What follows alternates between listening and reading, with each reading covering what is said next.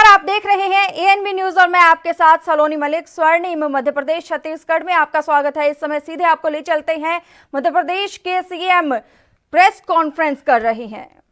पर्याप्त है। और इस पूरे अभियान में जो स्वयंसेवी संस्थाओं ने इंदौर में काम किया है वो पूरी दुनिया के लिए एक सबक है। इंदौर सेवा का एक आदर्श उपस्थित करने वाला शहर बना है, विशेषकर तब जब बड़ी संख्या में मजदूर प्रवासी मजदूरों का आना शुरू हुआ। पैदल बच्चे गोद में लेके जब निकले तो मध्य प्रदेश शासन ने तय किया हम अपने मजदूरों को तो बाहर से लाएंगे ही, लेकिन मध्य प्रदेश की धरती पर कोई पैदल नहीं चलेगा। राज्य शासन ने प्रशासन ने बसों की व्यवस्था की, भोजन का इंतजाम प्रशासन ने भी किया, लेकिन इंदौर की जनता ने चाय नाश्ता भोजन जहां तक जरूरत पड़ी तो पांव में जूते और चप्पल पहनाने का भी काम किया। अद्भुत सेवा का उदाहरण प्रस्तुत किया है। मैं आज एक और सूचना आपको देना चाहता हूं कि संकट के समय, और संकट भी ऐसा कि आर्थिक स्थिति भी प्रदेश की बहुत अच्छी नहीं है, क्योंकि पहले थी नहीं और बाद में जो कुछ था वो कोविड ने खत्म कर दिया। रेवेन्यू का आना नहीं था, लेकिन वैसी परिस्थिति में भी ऐसी कई योजनाएं जो बंद कर दी गई थी। हमारे सामने एक चैलेंज था गेहूं की खरीदी का, बारदाने नहीं थे, व्यवस्थाएं नहीं थी, लेकिन हमने तय किया कि पूरा गेहूं खरीदेंगे। और आज मैं आपको जानकारी दे रहा हूं कि पंजाब अब तक ऑल टाइम रिकॉर्ड पंजाब का रहा है सबसे ज्यादा गेहूं उपार्जन का। मध्य प्रदेश ने आज पंजाब के रिकॉर्ड को तोड़ दिया है और पंजाब ने 1,27,00,000 कुछ हजार मीट्रिक टन गेहूं उपार्जित किया था।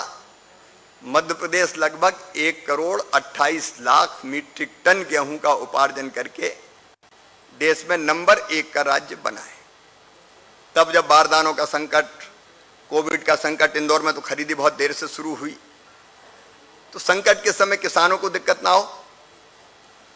मजदूरों का हमने तय किया कि जो बाहर हैं उनके खाते में 1-1 हजार रुपया डालेंगे, उनको लाने की व्यवस्थाएं करेंगे। किसानों का मैं आपको जानकारी देना चाहता हूं, 2,990 करोड़ रुपया बीमा आना था।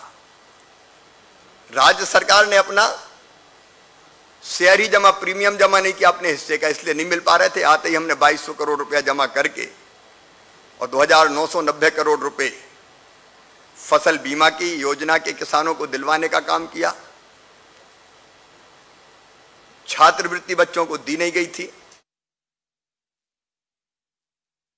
राष्ट्र की जनता से जनसंवाद करने जा रहे हैं, सुनाते हैं आपको। मुझसे मेरी फैमिली को क्या खतरा होगा यार? सर जानबूझ के थोड़ी। अगर अनजाने में आप किसी कोरोना पॉजिटिव इंसान के टच में आ गए तो मैं आपको फौरन अलर्ट कर दूंगा, ताकि कहीं आप इस बीमारी को अपनी फैमिली तक न पहुंचा दें। और ये सब मेरे लिए, सिर्फ आपके लिए ही नहीं सर। भारत सरकार ने मुझे 130 करोड़ हिंदुस्तानियों की रक्षा के लिए हर एक का पर्सनल बॉडीगार्ड बनाया है। अरे कहां गया? टेंशन मत लीजिए सर, हर वक्त आपके फोन में एक ऐप बनकर रहूंगा। आप भी आज और अभी आरोग्य सेतु ऐप डाउनलोड करें। सेतु मेरा बॉडीगार्ड है और आपका भी।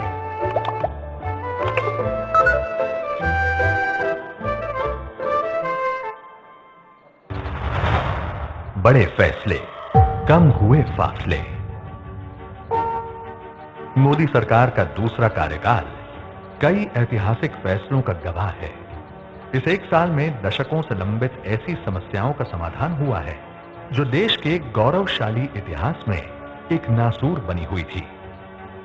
साथ ही जनहित में ऐसे बड़े फैसले भी लिए गए जिसने देशवासियों और श्रेष्ठ व सशक्त भारत के निर्माण के बीच के फासलों को कम कर दिया। मोदी सरकार में विकास की यात्रा अविरल है और इस कड़ी में लिए गए बड़े फैसलों की फहरिस्त भी लंबी है। जल शक्ति मंत्रालय। 31 मई 2019 को देश में पहली बार जल शक्ति मंत्रालय का गठन हुआ। नए मंत्रालय के गठन का उद्देश्य साफ है कि साल 2024 तक देश के हर घर में छत्तीसगढ़ के मुख्यमंत्री भूपेश बघेल ने केंद्र सरकार की ओर से प्रस्तावित विद्युत संशोधन बिल 2020 को समाज के गरीब तबकों और किसानों के लिए अहितकारी बताया है। उन्होंने इस संबंध में केंद्रीय विद्युत राज्य मंत्री आर.के. सिंह को पत्र लिखकर देश की वर्तमान स्थिति को देखते हुए इस संशोधन बिल को फिलहाल स्थगित करने का आग्रह किया है। मुख्यमंत्री भूपेश बघेल ने केंद्रीय विद्युत मंत्रालय की ओर से तैयार किए गए संशोधन बिल को लागू करने से पूर्व सभी राज्य सरकारों से विचार विमर्श करने को कहा है। बघेल ने पत्र में कहा है कि इस संशोधन बिल में क्रॉस सब्सिडी का प्रावधान किसान और गरीबों के हित में नहीं है। समाज के गरीब तबके के लोगों और किसानों को विद्युत सब्सिडी दिए जाने का वर्तमान प्रावधान जांचा परखा और समय की जरूरत के अनुरूप है।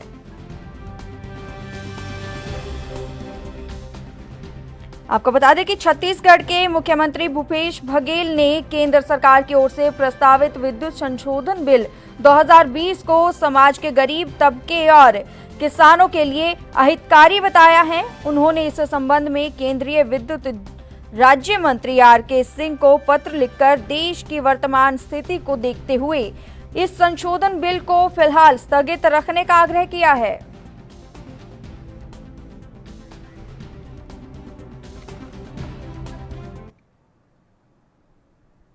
मध्य प्रदेश के मुख्यमंत्री शिवराज सिंह चौहान एक दिन के दौरे पर इंदौर पहुंचे। सीएम करीब 12 बजे एयरपोर्ट पहुंचे और वहां से कलेक्टर कार्यालय आए, जहां उन्होंने इंदौर जिला कलेक्टर कार्यालय में कोविड-19 की स्थिति पर समीक्षा बैठक की। साथ ही सीएम ने उन कोरोना योद्धाओं के परिवार से भी मुलाकात की, जिन्होंने अपनी जिम्मेदारी निभाते हुए जान गंवाई। परिवार को दी जाएगी। सास की सेवा में है तो आश्रित के परिवार के में जो आश्रित थे उनको नौकरी देने का प्रावधान किया है। एक्स्ट्रा ऑर्डिनरी पेंशन भी देने का प्रावधान है। ये वो परिवार हैं जिन्होंने पीड़ित मानवता की सेवा के लिए अपनों को गंवाया है। हम उनको वापस नहीं ला सकते, लेकिन दुख की इस घड़ी में सरकार, मैं इन परिवार के साथ हूं। आज उनसे हमने मुलाकात की है। उनकी जिंदगी में कोई दिक्कत और परेशानी ना रहे, इसके हर संभव प्रयास किए जाएं। प्रणाम करता हूं कोरोना वॉरियर्स को प्रणाम करता हूं। समाज सेवी, स्वयंसेवी संस्थाएं, जनप्रतिनिधि हमारे और प्रशासन ने यहाँ बहुत जबरदस्त काम किया है और अब उसी का परिणाम है कि कोरोना नियंत्रित हो गया है। अब पॉजिटिव केस जितने आते हैं उससे ज़्यादा स्वस्थ होकर लोग जा रहे हैं। और अकेले इंदौर के ही हम देखें तो रिकवरी रेट, मतलब स्वस्थ होने की दर 64% से ज़्यादा हो गई है। पॉजिटिव केस कुछ मिलते हैं लेकिन उससे ज़्यादा स्वस्थ होकर भी जा रहे हैं। जनता के सहयोग से आज इंदौर में स्थिति। मध्य प्रदेश में कांग्रेस और बीजेपी के बीच मुख्यमंत्री शिवराज सिंह चौहान के इंदौर दौरे को लेकर आरोप प्रत्यारोप का सिलसिला चल रहा है। कांग्रेस ने सीएम शिवराज के इंदौर जाने को लेकर उन पर हमला बोला है। कांग्रेस नेता जीतू पटवारी ने कहा है कि शिवराज जी इंदौर कोरोना के लिए नहीं, सांवेर चुनाव जीतकर कुर्सी बचाने के लिए आए हैं। शिवराज जी, क्या आपकी सोच और संवेदनाएं अब चुनाव, सत्ता, कुर्सी, मंत्रिमंडल, खरीद फरोख्त और झूठ तक ही सीमित रह गई है? 150 से ज्यादा मौतों के बाद आपके जागने और इंदौर आने पर आपका स्वागत है।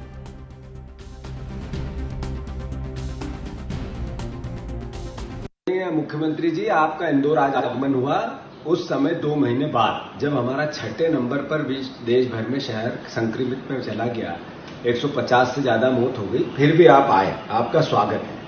पर मैं मानता हूं कि आपका मोटिव आपके कार्यक्रम से पता चलता है, जिसमें आपने सांवेर के चुनाव के संदर्भ में चुनावी कार्यकर्ताओं से मीटिंग यानी चुनाव जीतना, आपका मोटिव चुनाव जीतना और मैं मुख्यमंत्री बना रहा हूं, ये है। कोविड तो एक बहाना है। मैं मानता हूं कि किसको जिताने आए आप, उसको जिताने आए जो स्वास्थ्य मंत्री रहते हुए भाग्य आपके साथ। मैं मानता हूं कि इंदौर शहर इस भावना को समझता है कि हम कौन दोषी है हमें इस हालात में ले जाने के लिए। पर खैर आप आए, इसके लिए आपका स्वागत है। आपने जनप्रतिनिधियों से चर्चा आपके कार्यक्रम का एक हिस्सा है, पर कांग्रेस के जनप्रतिनिधि, मुझे किसी प्रकार का कोई निर्देश वहां आने का नहीं मिला है। मेरा इंदौर के नागरिकों की आवाज के रूप में 5 सजेशन है आपसे। आपने बुलाया नहीं, पर मैं चूंकि मेरे मुख्यमंत्री हैं तो मेरा आग्रह है आपसे बात करूं। कोविड के जितनी महामारी में सामान्य मरीजों की जो दुर्गति हुई वो अद्भुत थी, लूट हुई वो अद्भुत थी, उस पर अंकुश लगना चाहिए। इसके लिए दिशा निर्देश और कार्य योजना बननी चाहिए। जो कोविड की महामारी से निपटना है तो टेस्टिंग जरूरी है, टेस्टिंग सघन जरूरी है, उसको लेकर आपको कार्य योजना बनानी चाहिए। ह्यूमिनिटी पावर कैसे बढ़े, इसको लेकर आप सब्जी सप्लाई चेन खाने पीने की सही हो, उसको दुरुस्त कैसे कर सकें, इस पर आपको कार्य योजना फिर से बननी चाहिए। मैं समझता हूं कि इसके साथ आपने लगातार प्रशासन में फेरबदल किए, कलेक्टर बदला, कमिश्नर बदला, अन्य प्रशासन बदला, सख्ती से बजाय समन्वय से इंदौर वासियों से कैसे काम हो, इस पर मेरा आपसे। कोविड-19 के लॉकडाउन पर सादी वर्दी में पुलिस वालों के आम लोगों पर लाठी भांजने पर सीएम भूपेश बघेल ने सख्त नाराजगी जताई है। इस कार्रवाई को अमानवीय बताते हुए इसके लिए विभागीय जांच समिति का गठन करने के साथ दोषी पुलिसकर्मियों को छुट्टी पर भेजने जाने की जानकारी दी है। दरअसल बीरगांव में एक व्यक्ति की मौत हो गई थी जिसे कोरोना संदिग्ध माना जा रहा था।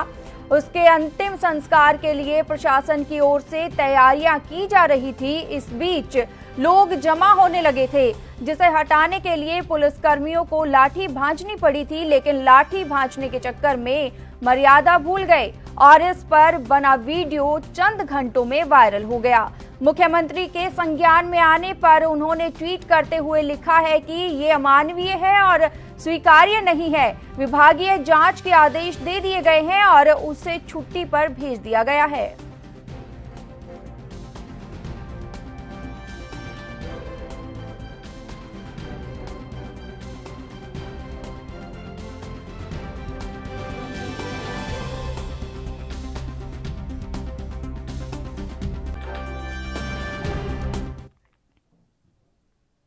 मध्य प्रदेश के पूर्व मंत्री पीसी शर्मा ने प्रदेश सरकार पर निशाना साधते हुए कहा है कि बीजेपी नेता जनता के बीच नहीं जा रहे हैं, महज वर्चुअल रैली कर रहे हैं और सीएम 2.5 महीने बाद इंदौर जा रहे हैं। कांग्रेस नेता संकट काल में जनता के बीच रहे, लोगों के काम धंधे बंद पड़े हुए हैं, लेकिन इसके बावजूद राशन नहीं बंट रहा है। किसान भी लगातार परेशान हो रहे हैं। कमलनाथ देश के बड़े मंत्री रहे। कमलनाथ ने महज 11 महीने में प्रदेश की छवि विकसित प्रदेशों के में शामिल कर दी थी। बीजेपी के अंदर डैमेज कंट्रोल चल रहा है, मंत्रिमंडल का विस्तार नहीं कर पा रहा है।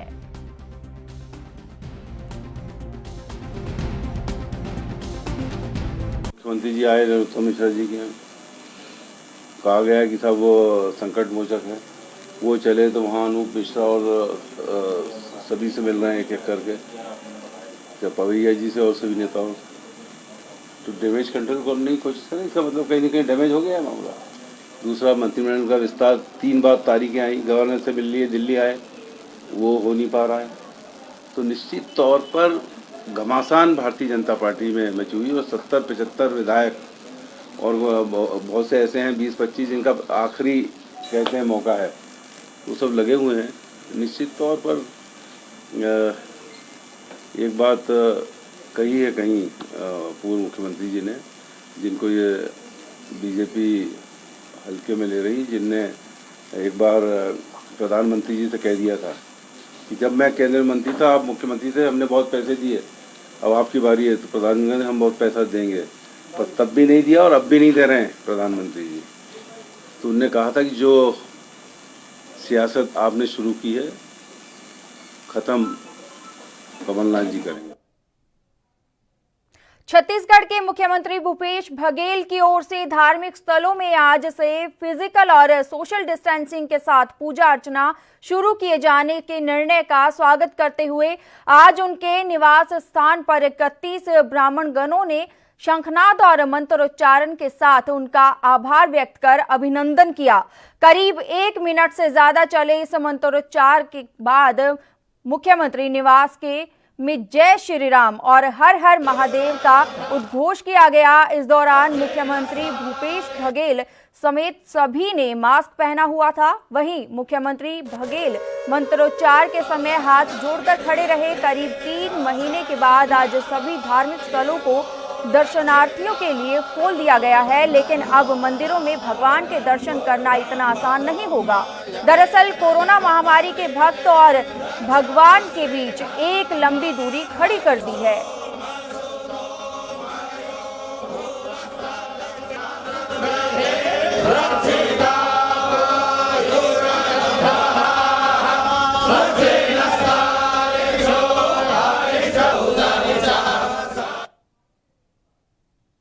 मध्य प्रदेश के स्वास्थ्य और गृह मंत्री नरोत्तम मिश्रा ने चुनाव को लेकर कांग्रेस पर हमला बोला है और कहा है कि कांग्रेस फील्ड में तो जाती नहीं है, लगता है कांग्रेस सोशल मीडिया से ही चुनाव लड़ेगी। साथ ही उन्होंने डैमेज कंट्रोल को लेकर भी अपनी प्रतिक्रिया दी है।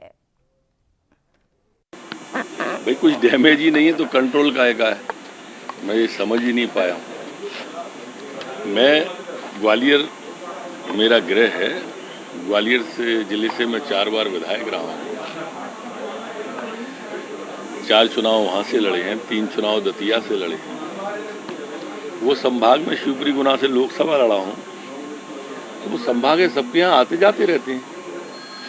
ये सभी वो लोग हैं जो हमारे साथ लंबे समय विधानसभा में रहे, मंत्रिमंडल में रहे, और सभी लगभग मेरे से उम्र में बड़े, तो सबका आशीर्वाद लेने गया था, आशीर्वाद लिया, आया।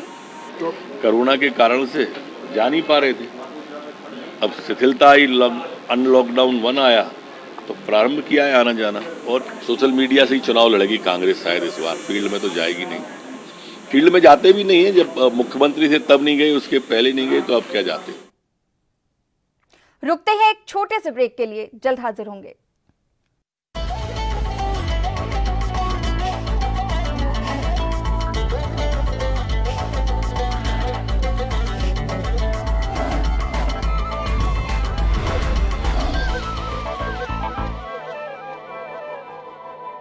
को अपना इतिहास देखो पंजाब का।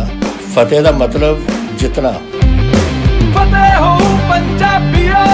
फतेह का मतलब ये है कि ਜਿਹੜੀ ਇਹ ਬਿਮਾਰੀ आई है ਇਹਦੇ ਤੇ ਅਸੀਂ ਕਾਬੂ ਪਾਉਣੀ, ਉਹ ਸਾਡੀ ਫਤਿਹ ਹੋ।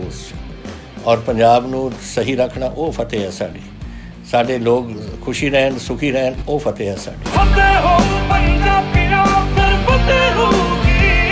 ਇਹ ਨਾ ਸਮਝੋ ਕਿ ਲੜਾਈ ਮੁੱਕੀ ਆ ਰਹੀ, ਤਾਂ ਹਾਲੇ ਚੱਲਣੀ ਹੈ, ਬੜੀ ਦੇਰ ਚੱਲਣੀ ਹੈ। ਜੋ ਤੁਹਾਨੂੰ ਦੱਸਿਆ ਗਿਆ ਹੈ ਸੋਸ਼ਲ ਡਿਸਟੈਂਸਿੰਗ ਬਾਰੇ, ਹੱਥ ਧੋਣ ਬਾਰੇ, ਮਾਸਕ ਪਾਉਣ ਬਾਰੇ, ਇਹ ਤੁਸੀਂ ਆਪਣਾ ਰੱਖੋ, ਜਿਹਦੇ ਨਾਲ ਤੁਸੀਂ ਆਪਣੇ ਪੰਜਾਬ ਦੇ ਵਿੱਚ ਫਤਿਹ ਲਿਆ ਸਕਦੇ ਹੋ। ਫਤਿਹ ਹੋ ਪੰਜਾਬੀਆਂ, ਫਿਰ ਫਤਿਹ ਹੋਊਗੀ। ਫਤਿਹ ਹੋ ਪੰਜਾਬੀਆਂ, ਫਿਰ ਫਤਿਹ ਹੋਊਗੀ। ਫਤਿਹ ਹੋ ਪੰਜਾਬੀਆਂ, ਫਿਰ ਫਤਿਹ ਹੋਊਗੀ।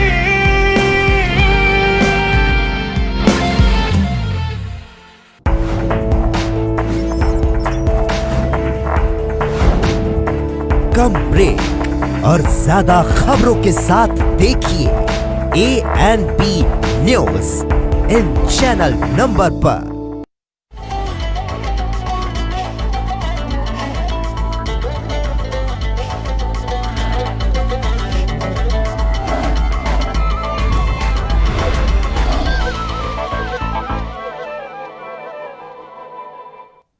ब्रेक के बाद स्वागत है आपका।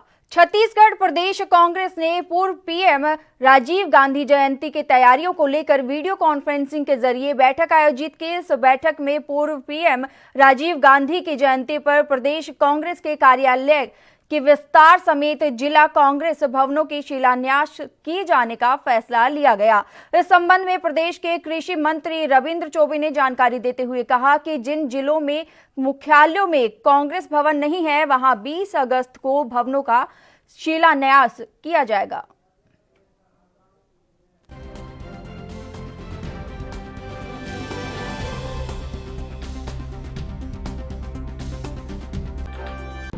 मुख्यमंत्री जी ने और हमारे आदरणीय प्रदेश अध्यक्ष जी ने इस बात का निर्णय लिया है कि 20 अगस्त को राजीव जी को हम स्मरण करेंगे और सभी जिलों में और लगभग अधिकांश विकास खंडों में जहां ब्लॉक कांग्रेस कमेटियां हैं अपने भवन का भूमि पूजन करेंगे।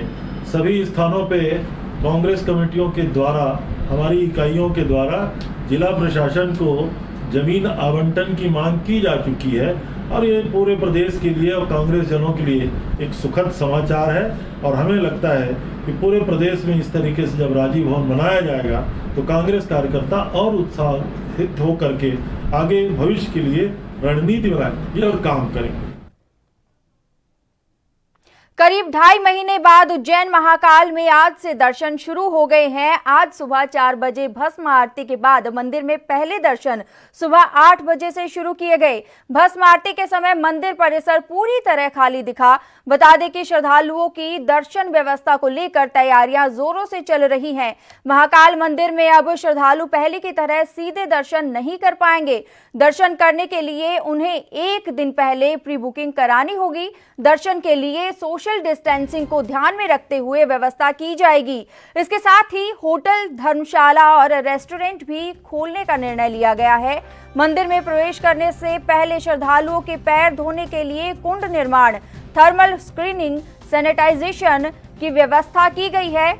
एंड्रॉयड मोबाइल के माध्यम से 1 दिन पहले दर्शनार्थी बुकिंग करवाएंगे। बुकिंग के अगले दिन मंदिर में प्रवेश दिया जाएगा। जो दर्शनार्थी एंड्रॉयड मोबाइल ऐप से बुकिंग नहीं करा सकते हैं वो टोल फ्री नंबर 180023310008 पर बुकिंग करेंगे। इन दोनों प्रक्रिया से भी अगर दर्शनार्थी बुकिंग नहीं करा सकते हैं तो वो मंदिर के काउंटर पर दर्शन के लिए बुकिंग करा सकते हैं।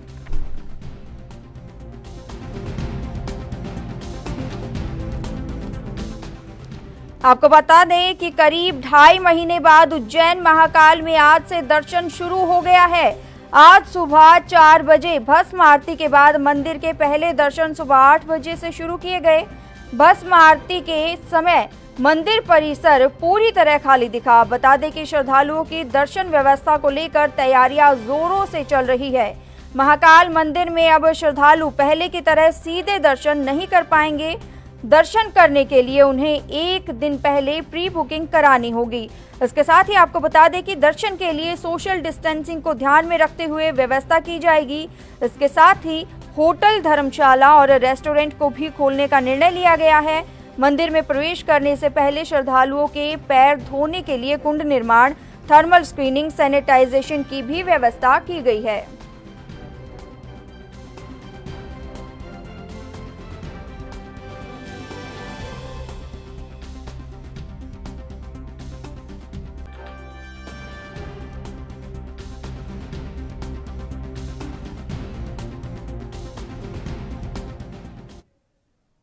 कोरोना को लेकर छत्तीसगढ़ सरकार लगातार कई कदम उठा रही है। प्रदेश सरकार ने महामारी न फैलने और सोशल डिस्टेंसिंग के नियमों को कड़ाई से पालन करने का निर्देश जारी किया है, लेकिन सरकार के आदेश को दरकिनार कर आज भी कई जगह सोशल डिस्टेंसिंग कोई ध्यान नहीं दे रहा है। मामला रायपुर के महिला थाना का है, जहां पर काउंसलिंग के नाम पर परिवार को बुलाया जाता है, लेकिन पुलिसकर्मी इस बात पर ध्यान नहीं दे रहे हैं कि काउंसलिंग के लिए आने वाले दंपत्ति कंटेनमेंट जोन से नहीं।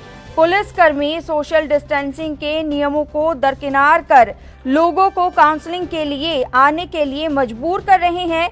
इस बारे में महिला टीआई से जब बात करने की कोशिश की गई तो उन्होंने कोई जवाब नहीं दिया। आपको बता दें कि कोरोना इस समय पूरे देश में फैल चुका है। ऐसे में सोशल डिस्टेंसिंग का खास ख्याल रखना अनिवार्य है, गाइडलाइन का पालन करना अनिवार्य है। वहीं आपको बता दें कि कोरोना को लेकर छत्तीसगढ़ सरकार भी लगातार कई कदम उठा रही है। प्रदेश सरकार ने महामारी न फैलने और सोशल डिस्टेंसिंग के नियमों को कड़ाई से पालन करने के भी निर्देश जारी किए हैं, लेकिन बावजूद इसके सरकार के आदेशों को दरकिनार किया जा रहा है। जरीन सिद्दीकी विशेष संवाददाता हमारे साथ फोन लाइन पर जुड़ चुके हैं। जरीन, आपसे जानना चाहेंगे कि रायपुर के महिला थाना में काउंसलिंग के नाम पर परिवारों को बुलाए जाने का मामला सामने आया है। जी बिल्कुल, मैं आपको बताना चाहूंगा कि अभी कोरोना का दौर चल रहा है और आज जो जिनकी काउंसलिंग हुई है उनमें से गुड़ियारी की एक महिला स्वाति शीर्षक को भी बुलाया गया था, जो कि कंटेनमेंट जोन से निकल के आई है। जब ना कि निकल के आई है, वहां पे थाने में किसी भी तरह का सैनिटाइजर का इंतजाम नहीं है, वहां पे बैठी है, उसके साथ उसकी काउंसलिंग हुई है और जितने भी लोगों को संक्रमित करना था वो करके जा चुकी है। इस मामले को लेकर जब हमने महिला थाने की प्रभारी टीआई से बात करना चाहा तो उन्होंने सिर्फ इतना कहा कि मुझे जानकारी नहीं थी। अब सवाल ये उठता है कि जब उनकी जानकारी नहीं थी तो उन्होंने सुरक्षा के किस किस मानकों का पालन किया? उन्होंने सुरक्षा के किसी भी तरह से मानकों का पालन नहीं किया और काउंसलिंग के जरिए दो परिवारों को जोड़ने की बात को छोड़ दीजिए, लोगों की जान को खतरे में डाला जा रहा है। इसको लेकर उनको पहले से चिताया भी गया था कि इस तरह की काउंसलिंग करना आप लोगों की जान को खतरे में नहीं डाल सकती है, लेकिन उन्होंने कोई ध्यान नहीं दिया गया। जी जरीन, हम तस्वीरों में देख सकते हैं कि बच्चे भी यहाँ नजर आ रहे हैं। जी हाँ, आपको मैं बता दूं कि जब एएनबी न्यूज की टीम पहुंची है वहां पे, तो ये आपको वीडियो में कुछ कम दिखाई दे रहा है, क्योंकि उन्होंने तुरंत फौरन लोगों को हटा दिया, भगा दिया। बच्चे भी पहुंचे क्योंकि ये महिला थाना है और यहाँ पे सिर्फ परिवार, पति पत्नी और जो छोटे छोटे बच्चे हैं वो भी आते हैं। तो बच्चों के साथ महिलाओं की जान के साथ खिलवाड़ सरेआम किया जा रहा है। बावजूद इसके कि छत्तीसगढ़ की जो सरकार है, भूपेश बघेल की सरकार, काफी कड़े कदम उठा रही है कोरोना से लड़ने के लिए, लेकिन इस तरह के जो अधिकारी हैं, महिला थाना प्रभारी जो हैं, वो खुलेआम उसकी धज्जियां उड़ा रही। लगता है कि शासन की कोई चिंता नहीं है, ना लोगों की जान की चिंता है। जरीन, आपसे जानना चाहेंगे क्या इस मामले में किसी अधिकारी ने या किसी नेता ने संज्ञान लिया है? जी, अभी ये खबर सिर्फ थाना प्रभारी के बाद हमने कोशिश की कि रायपुर शहर के पुलिस अधीक्षक से इस मामले को के बारे में बता के उनकी क्या कार्रवाई कर रहे हैं किया जाए, क्योंकि वो क्षेत्र से बाहर होने के कारण उनसे बात नहीं हो पाई थी। लेकिन कार्रवाई होगी, लेकिन सवाल यही है कि जिसे जो काम करना था वो करके जा चुका है। कंटेनमेंट जोन से आने वाली एक महिला को बुलाया गया था और वो उसका कोई टेस्ट नहीं है। हम उम्मीद कर सकते हैं कि वो पॉजिटिव ना हो, लेकिन जी जरीन, बिल्कुल, बहुत बहुत धन्यवाद हमारे साथ जुड़ने के लिए और ये तमाम जानकारी देने के लिए। रक्षा मंत्री महाराष्ट्र की जनता से संवाद कर रहे हैं, जनसंवाद कर रहे हैं। क्या कुछ कह रहे हैं, सुनाते हैं आपको। करता हूं, आप सभी का मैं स्वागत करता हूं। उत्तर महाराष्ट्र के प्रति आभार भी व्यक्त करना चाहता हूं। चाहे 2014 का चुनाव रहा हो, चाहे 2019 का लोकसभा चुनाव रहा हो, चाहे महाराष्ट्र का विधानसभा चुनाव रहा हो, बहनों भाइयों, आपने भारतीय जनता पार्टी को अपनी पार्टी मानकर भरपूर समर्थन देने का काम किया है, इसलिए मैं आप सबके प्रति आभार व्यक्त करना चाहता हूं। 2014 में जब हमारे प्रधानमंत्री नरेंद्र भाई जी मोदी के नेतृत्व में आपने सरकार बनाई, तो देश की जनता की अपेक्षाएं बहुत बड़ी थी और लोग कभी कभी यह भी आशंका व्यक्त करते थे, और विशेष रूप से दूसरे दल के लोग आशंका व्यक्त करते थे, क्या नरेंद्र भाई मोदी के नेतृत्व की सरकार 5 वर्षों में हिंदुस्तान की जनता की आकांक्षाओं और अपेक्षाओं को पूरा कर पाएगी कि ये नहीं कर पाएगी। लेकिन 2014 के बाद 5 वर्षों का समय गुजर जाने के बाद जब पुनः लोकसभा के चुनाव हुए, तो बहनों भाइयों, उत्तर महाराष्ट्र ने ही नहीं बल्कि सारे हिंदुस्तान ने हमारे प्रधानमंत्री नरेंद्र भाई मोदी के कामकाज पर अपनी पक्की मुहर लगा दी और 2014 से भी अधिक सीटों पर भारतीय जनता पार्टी को विजय दिलाकर भारत की संसद में भेजा। आपने पुनः भारतीय जनता पार्टी और भारतीय जनता पार्टी का नेतृत्व कर रहे थे नरेंद्र भाई मोदी के प्रति आपने अपना विश्वास व्यक्त किया, लेकिन जो आपकी अपेक्षाएं थी, मैं विश्वास के साथ कह सकता हूं कि हम सभी उन अपेक्षाओं को पूरा करने के लिए पूरी ताकत लगाकर जितनी कोशिश हो सकती है हमारी सरकार ने यह कोशिश की है।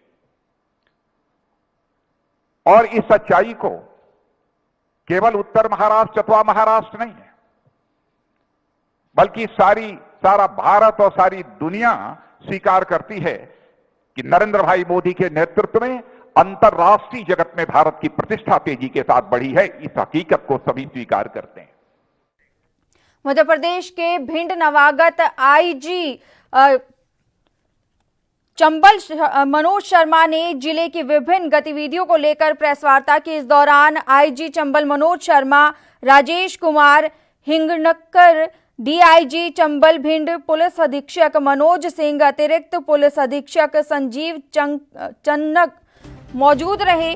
आईजी ने अवैध रेत उत्खनन, क्राइम और आगामी विधानसभा चुनाव को लेकर कहा, अगर जिले में कोई अवैधानिक गतिविधि होती है या कोई ऐसी गतिविधि से संलिप्त पाया जाता है, चाहे वो पुलिस विभाग से हो या अन्य किसी विभाग से, आम आदमी क्यों न हो, उसके खिलाफ कड़ी से कड़ी कार्रवाई की जाएगी। आगामी चुनाव को लेकर भिंड कलेक्टर एसपी को लेकर मीटिंग लेंगे और जिले की तमाम गतिविधियों के लिए प्रत्येक थाना प्रभारियों की मीटिंग लेंगे। जो भी जिले की समस्या है बैठक कर उसका समाधान किया जाएगा।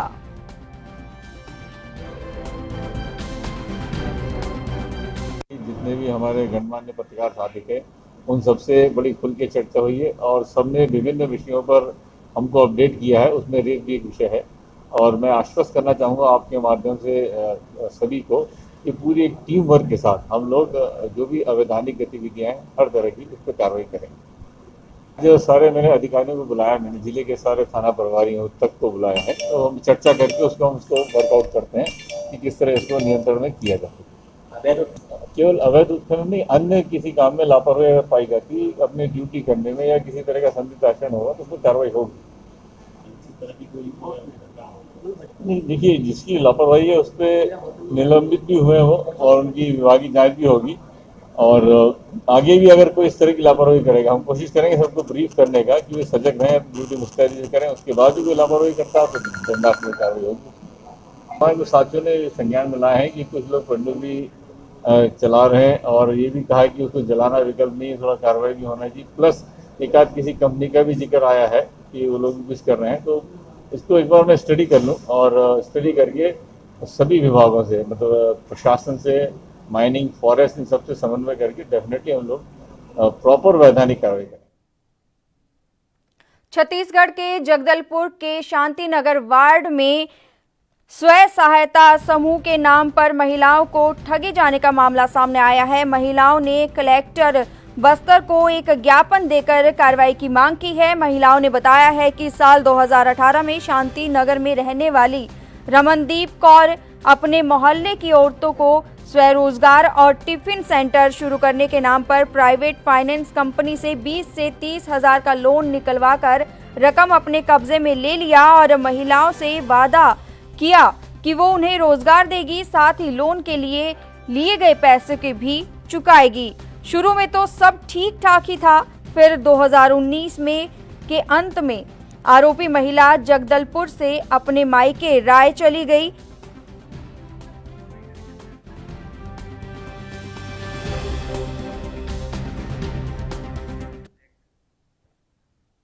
इस बुलेटिन में इतना ही। देश और दुनिया की तमाम खबरों के लिए बने रहिए एएनबी न्यूज के साथ। नमस्कार।